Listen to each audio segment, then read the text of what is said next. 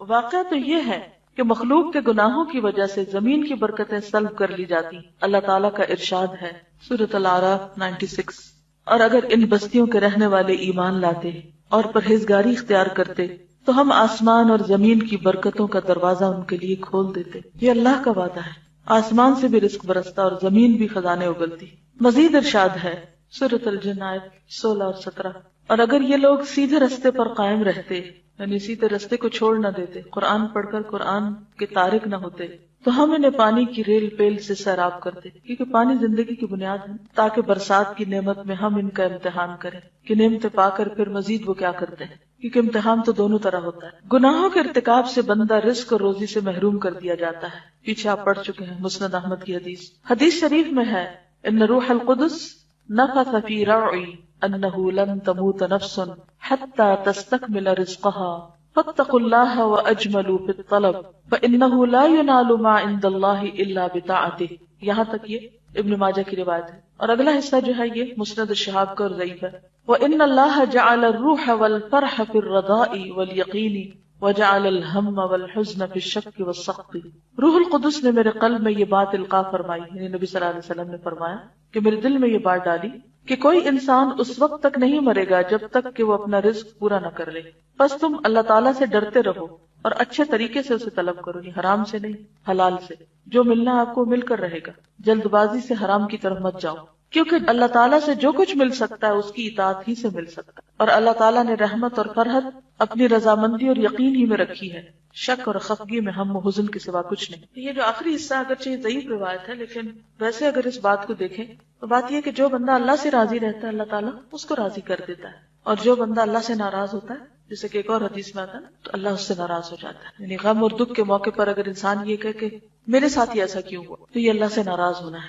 اللہ بہتر سمجھتا ہے، زیادہ اچھی طرح جانتا ہے کہ کس کو کیا ملنا چاہیے. اور وہ حدیث قدسی جو امام احمد نے کتاب الزہد میں بیان کی ہے، جسے پہلے بھی آپ ملاحظہ فرما چکے ہیں، انا اللہ اذا رضیت بارکت ولیس ببرکتی منتہا وَإِذَا غَضِبْتُ لَعَنْتُ وَلَعْنَتِي تُدْرِكُ السَّابِعَ مِنَ الْوَلَدِ. کتاب الزہد امام احمد. میں اللہ ہوں، میں راضی ہو جاؤں تو برکت دیتا ہوں اور میری برکت کی کوئی انتہا نہیں، اور جب میں خفا ہوتا ہوں تو لعنت بھیجتا ہوں اور میری لعنت اس کی 7ویں اولاد تک پہنچتی. اور حقیقت یہ ہے رزق اور عمل کی وسعتیں اس کی کثرت اور فراوانی کی وجہ سے نہیں ہیں، عمر کی زیادتی مہینوں اور برسوں کی کثرت کی وجہ سے نہیں، یعنی عمر کا زیادہ ہونا مہینوں اور سالوں کا زیادہ ہونا نہیں، بلکہ رزق و عمر کی کثرت و وسعت یہ ہے کہ اس میں برکت پیدا ہو، تھوڑے وقت میں انسان زیادہ کام کر لے. آپ دیکھیے کہ آج کل ہر شخص کس بات کی شکایت کرتا ہے، ٹائم کم، مصروفیت زیادہ ہے، کام ختم ہی نہیں ہوتا. ہم سب کو اس بات کی دعا کرنی چاہیے کہ اللہ تعالیٰ ہمارے وقت میں برکت ڈالے، کاموں میں برکت ڈالے. بندے کی عمر اس کی مدت زندگی ہے. عمر کیا ہے؟ زندگی کی جو مدت، ٹائم پیریڈ. اور جو شخص اللہ تعالیٰ کو چھوڑ کر کسی دوسری جانب مشغول ہو جائے اس کی زندگی کہاں. اس زندگی سے تو چپایوں کی زندگی اچھی ہے. انسان کی زندگی تو اسی وقت ہے جب اس کا قلب اور روح زندہ ہو. اصل زندگی دل کی زندگی ہے، اور قلب کی زندگی اس وقت ہے جب وہ اپنی خالق کی معرفت حاصل کرے. کیا کرے؟ اللہ کی معرفت، اس سے محبت کرے اور اس کی عبادت کرے اور اسی کی بارگاہ میں رجوع کرے، اسی کی چوکھٹ پہ سر جھکائے، اسی کے ذکر سے طمانینت اور سکون اور اس کے تقرب سے انس حاصل کرے. جس نے یہ زندگی کھو دی اس نے ہر قسم کی خیر و فلاح کھو دی، چاہے اسے کچھ دنیا بھی مل گئی ہو. یعنی دنیا کی زندگی میں اگر اس کے پاس کچھ نعمتیں ہیں بھی اللہ کی نافرمانی کے باوجود تو یہ زیادہ دن کے لیے نہیں ہے، اس لیے اس میں مت کوئی بھولے. لیکن اس زندگی کے عوض تو ساری دنیا میں مل جائے تو ہیچ ہے. ہیچ کا کیا مانا؟ حقیر. بندہ جس چیز کو بھی کھو بیٹھے اس کا عوض اور بدل ممکن ہے، لیکن اللہ تعالیٰ کو کھو بیٹھنے کا کوئی عوض اور بدل ہی نہیں. فقیر اور محتاج بالذات، غنی بالذات کا بدل، عاجز بالذات، قادر بالذات کا عوض اور مردہ زندے کے برابر کیوں کر ہو سکتا ہے؟ فقیر اور محتاج بالذات یعنی جو اپنی ذات میں فقیر ہے، کون؟ انسان. غنی بالذات جو اپنی ذات میں غنی ہے، کون؟ اللہ. کا بدل یعنی اللہ کو کھو کر کسی انسان کو پا لیا تو کیا ملا؟ کیا حاصل ہوا؟ عاجز بالذات کون؟ انسان. قادر بالذات کون؟ اللہ. اور مردہ زندے کے برابر کیوں کر ہو سکتا ہے؟ مخلوق خالق کا بدل کس طرح ہو سکتی ہے کہ انسان اللہ کو بھول جائے اور بندوں کے پیچھے دوڑتا رہے؟ وہ مخلوق جس کا وجود بالذات نہیں، جس کی کوئی چیز بالذات نہیں یعنی ذاتی نہیں. انسان کی کوئی بھی چیز ذاتی نہیں. کیا ہے؟ ادھاری ہے نا، مستعار ہے. کہاں سے لیے؟ اس ذات کے عوض اور بدلے میں کیوں کر لی جا سکتی ہے جس کا غنا بالذات، جس کی حیات، کمال وجود، رحمت سب کچھ بالذات اور لوازمات ذات میں سے ہے. جو شخص ایک ذرے کا بھی مالک نہیں اس ذات کے بدلے میں کیوں کر لایا جا سکتا ہے جو آسمانوں اور زمینوں کی مالک اور مختار ہے. پھر بھی عورتیں کہتی ہیں کہ اللہ کا حکم کیسے مانے، شوہر ناراض ہوتے ہیں تو اللہ کی جگہ شوہر کو لے آئی نا. کبھی ماں باپ کا بہانا، کبھی کسی اور بڑے کا بہانا. کوئی بھی انسان جس سے ڈر کر کہ اگر میں نے اس کو ناراض کیا تو اس کا نفع مجھے نہیں ملے گا، اس سے ڈر کر اگر آپ اللہ کو ناراض کرتے ہیں تو بہت گھاٹے کا سودا ہے. کوئی بھی انسان جو آپ کو غلط بات کہتا ہے اور آپ اس کی غلط بات میں ہاں ملاتے ہیں اور اس کو راضی کرنے میں اللہ کو ناراض کر جاتے ہیں، کیا حاصل کیا، کیا کمایا، کیا پایا؟ کسی انسان کی خوشی میں، کسی انسان کی خاطر آپ اپنی آخرت برباد کر لیتے ہیں، کیا حاصل کیا؟ ایسا کب ہوتا ہے، کیسے ہوتا ہے؟ ہم انسانوں کو ناراض کیوں نہیں کر سکتے؟ مثلاً آپ دیکھیے کہ اذان ہو چکی مغرب کی، اتنے میں آپ کی دوست کو فون آ جاتا ہے اور وہ کیا چاہتی ہے آپ سے کہ آپ اس سے باتیں کریں چاہے نماز لیٹ ہو جائے، اور آپ اس ڈر سے فون نہیں رکھتے اور نہ اسے بتانے کی جرات کرتے ہیں کہ میری نماز لیٹ ہو رہی ہے، کیونکہ آپ کو یہ ڈر ہے کہ اگر آج میں نے یہ کہا تو آئندہ وہ فون ہی نہیں کرے گی اور دوستی بگڑ جائے گی. کیا کھویا، کیا پایا، کس کو ناراض کر کے کس کو راضی؟ بعض اوقات ہم حکمتوں اور وقتی طور کا عذر لیتے لیتے لیتے اپنی مرضی کر رہے ہو. ٹھیک ہے، تدریج، دوسرے کے ساتھ ڈسکس کرنا اور بڑے فتنے کی بجائے چھوٹے فتنے میں رہنا وہ الگ ہے، لیکن بعض اوقات حقیقت میں ایسا نہیں ہوتا.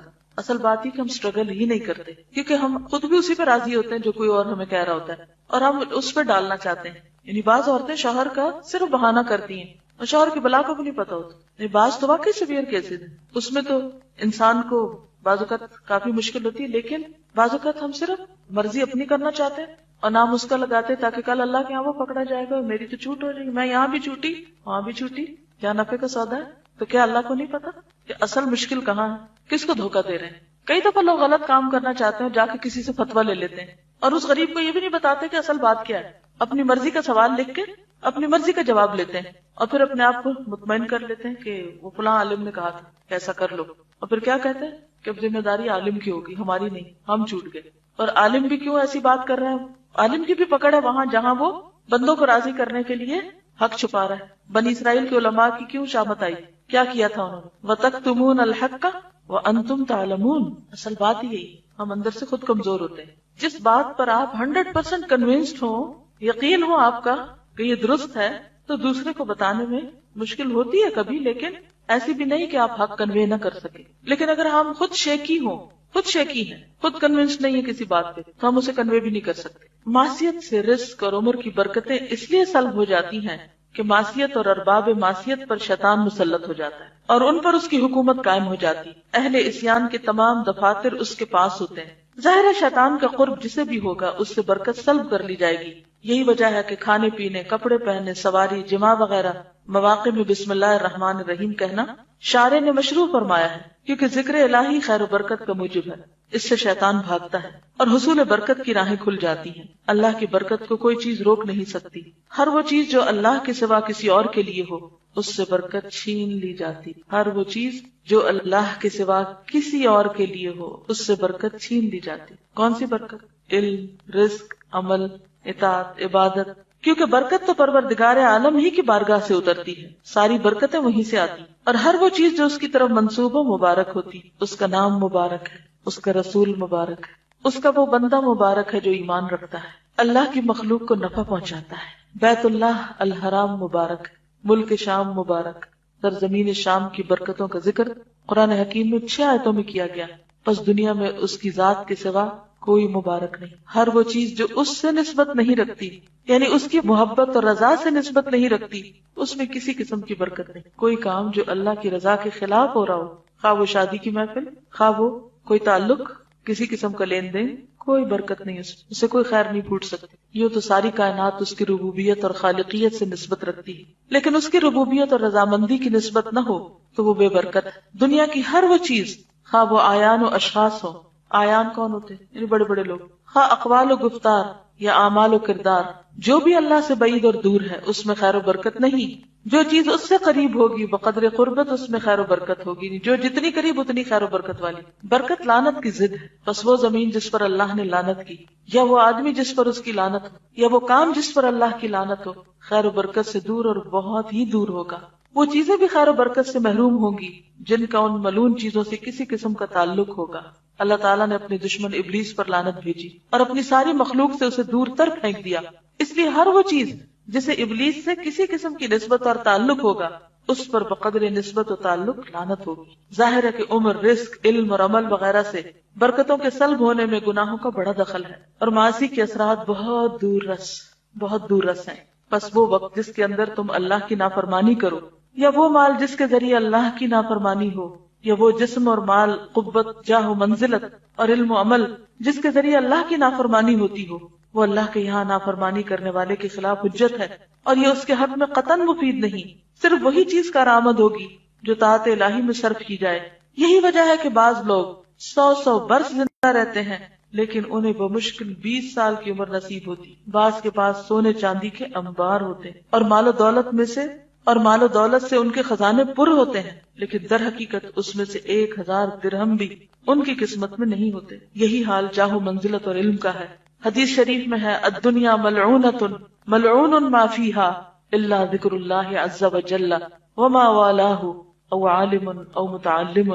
ترمذی، ابن ماجہ نے بھی اس کو روایت کیا ہے۔ دنیا ملعون ہے اور جو کچھ اس میں ہے ملعون ہے سوائے ذکر اللہ کے، یا جو اس سے تعلق رکھے، یا عالم یا متعلم، سیکھنے والا یا سکھانے والا۔ ایک اور حدیث میں ہے ملعونۃ ملعون ما فیہا الا ما کان للہ۔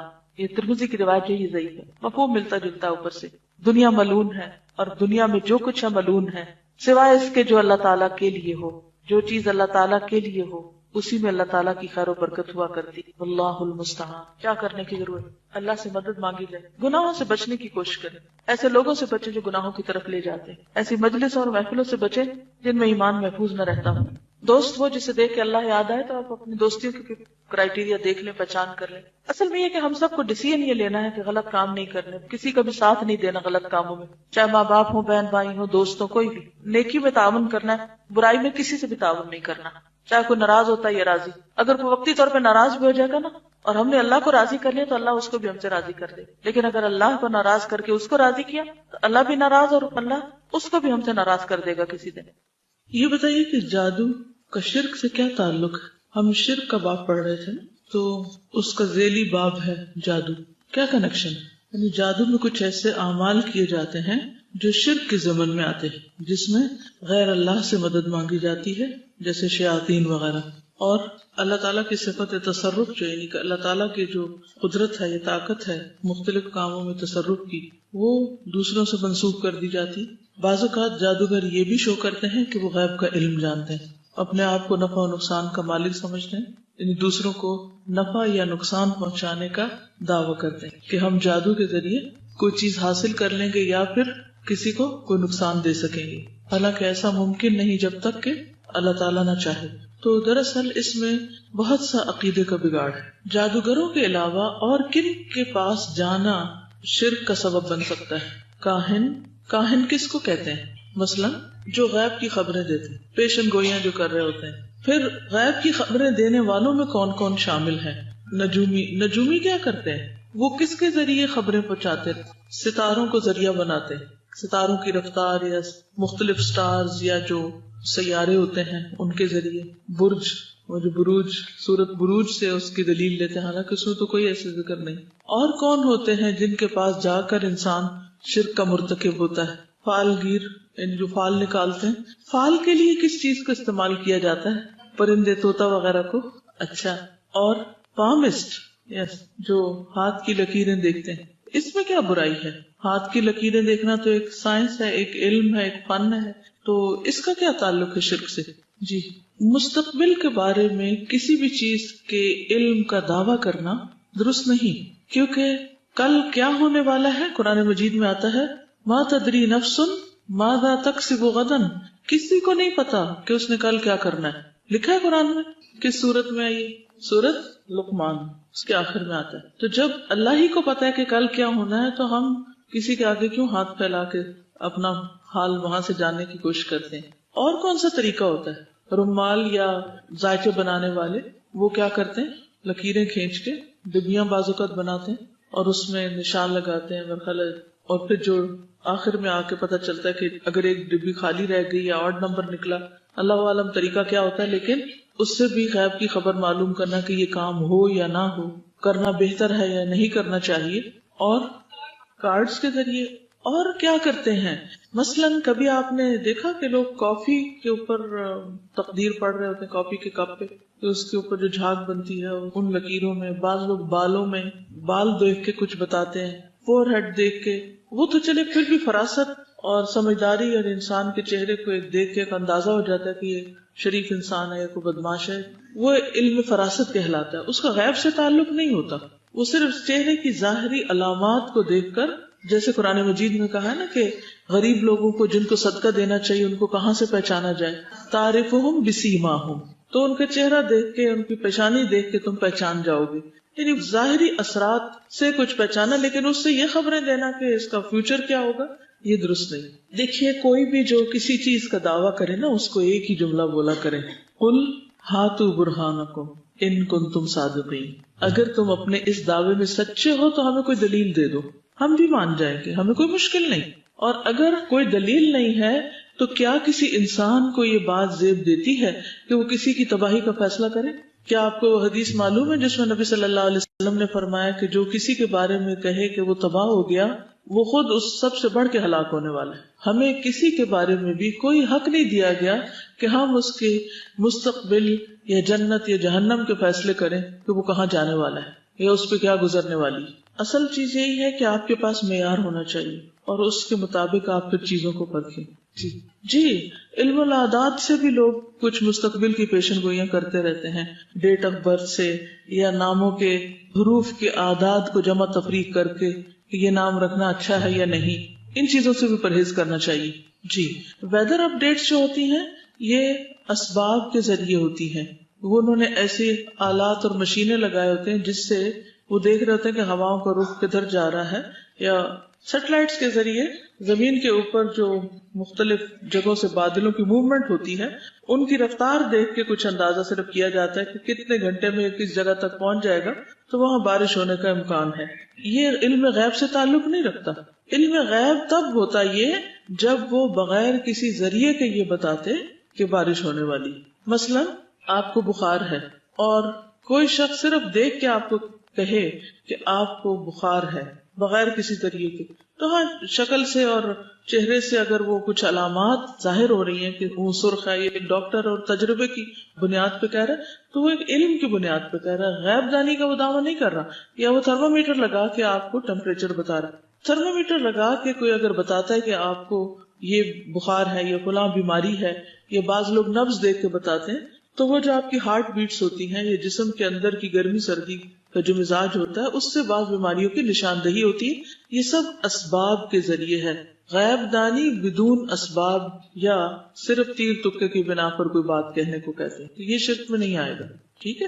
اسی طرح یہ جو آتا ہے نا قرآن مجید میں کہ کوئی شخص یہ نہیں جانتا کہ کس جگہ مرے گا، کہاں فوت ہوگا، کسی کو نہیں پتا. کئی دفعہ آپ نے دیکھا ہوگا کہ انسان کی موت لکھی ہوتی ہے تو وہ خود بخود وہاں پہنچ جاتا ہے. اور اسی طرح کہ کوئی مادہ کیا جنے گی. اب بغیر آلات کی مدد کے اگر کوئی یہ دعویٰ کرتا ہے تو یہ شرک ہے.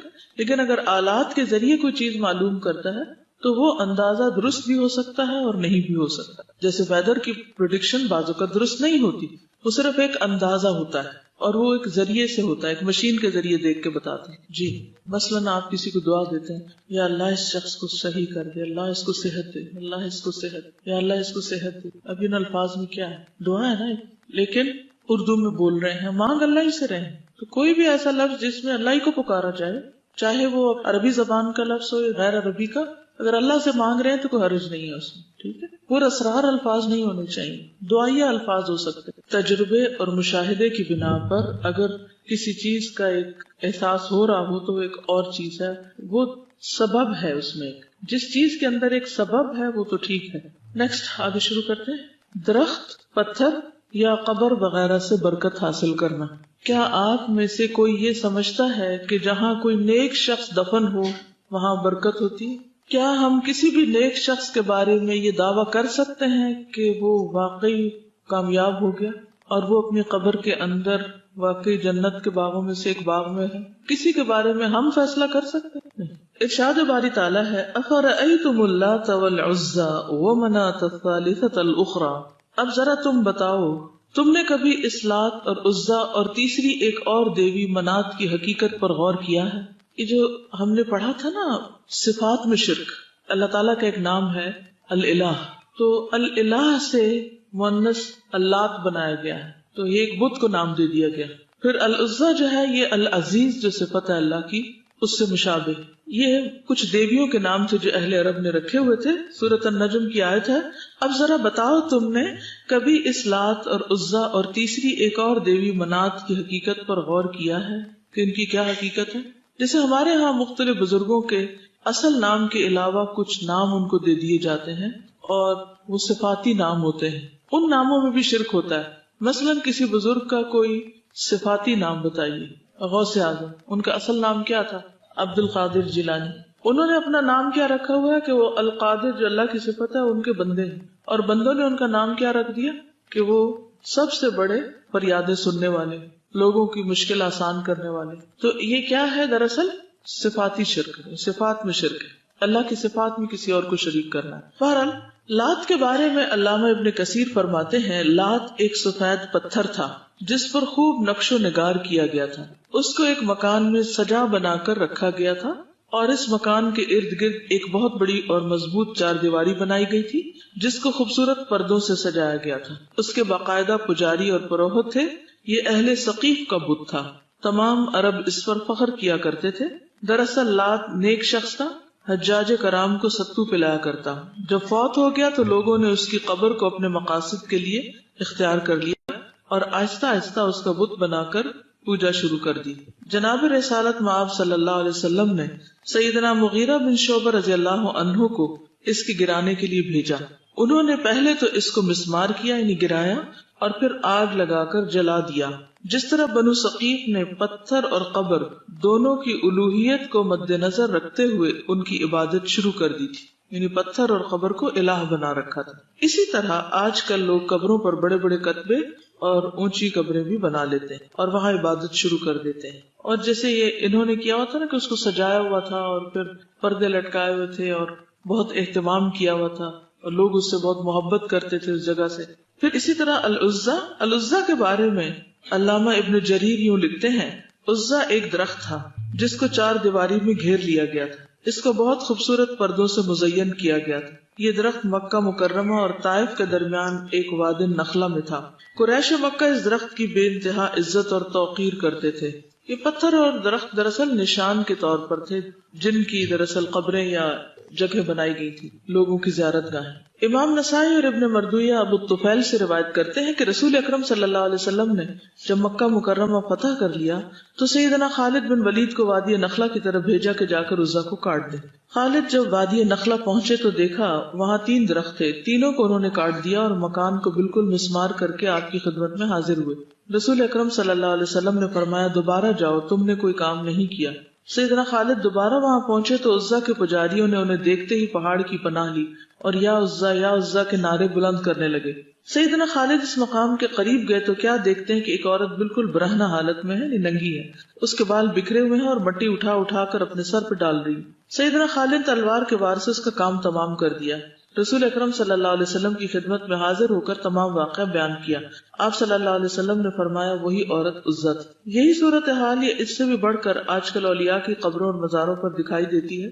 قبروں مزاروں پر رنگ برنگی پٹیاں، کپڑے، چادریں، چراغاں، عجیب و غریب کرامات کی نسبت اور بجائے عبرت کی جگہ ہونے کے اسے زیارت گاہ میں تبدیل کرنے کا عمل، یہ سب سرگرمیاں بظاہر خوبصورت مگر شرک کا باب کھول کر اس میں داخل کرنے والی۔ منات مکہ اور مدینہ منورہ کے درمیان قدید نامی علاقے میں یا قدید نامی علاقہ میں ایک جگہ مشلل ہے، یہاں منات دیوی کا بت نصب تھا۔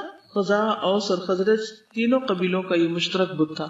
یہ تینوں قبیلے اس کی بے حد تعظیم و توقیر کرتے تھے، حتیٰ کہ حج کے لیے احرام بھی یہی سے باندھا کرتے۔ یہاں مشرکین آ کر بطور تبرک جانور ذبح کرتے اور خون گراتے اور بہاتے۔ فتح مکہ کے سال رسول اللہ صلی اللہ علیہ وسلم نے حضرت علی کو اس کو گرانے کے لیے بھیجا، چنانچہ انہوں نے اسے منہدم کر دیا۔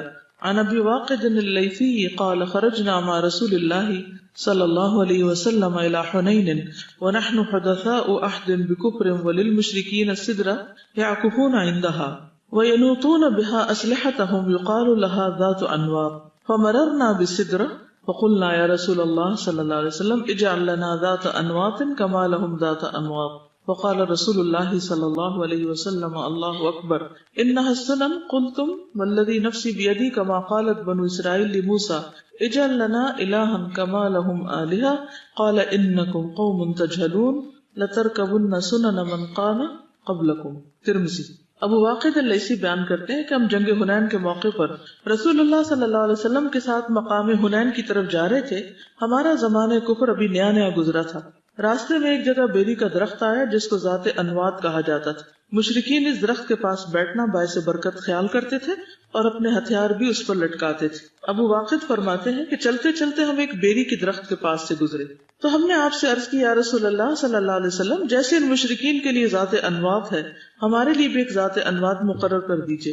رسول اللہ صلی اللہ علیہ وسلم نے یہ سن کر اللہ اکبر کہا اور فرمایا بخدا تم بالکل وہی بات کہہ رہے ہو جو بنی اسرائیل نے حضرت موسیٰ سے کہی تھی کہ ہمارے لیے کوئی ایسا معبود بنا دے جیسے ان لوگوں کے معبود ہیں.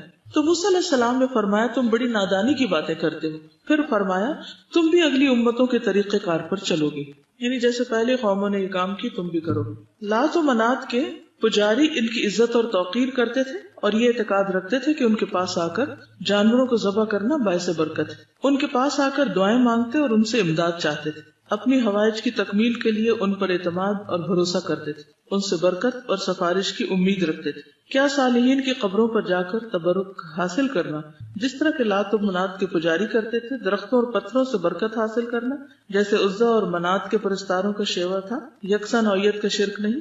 جو شخص اس دور میں آج کل میں صالحین کی قبروں سے اسی طرح کی توقعات رکھتا ہے یا کسی درخت اور پتھر کی توقیر کرتا ہے یعنی عزت کرتا ہے، ان سے مدد کا طالب ہوتا ہے، وہ بھی گویا مشرکین عرب کا سا عمل کرتا ہے. چنانچہ شجر و حجر یا کسی قبر سے تبرک حاصل کرنے کی نسبت سے دل کو ان کی طرف جھکانا شرک فی العبادات کے زمرے میں آ جاتا ہے، جس سے اپنے آپ کو بچانا ضروری ہے.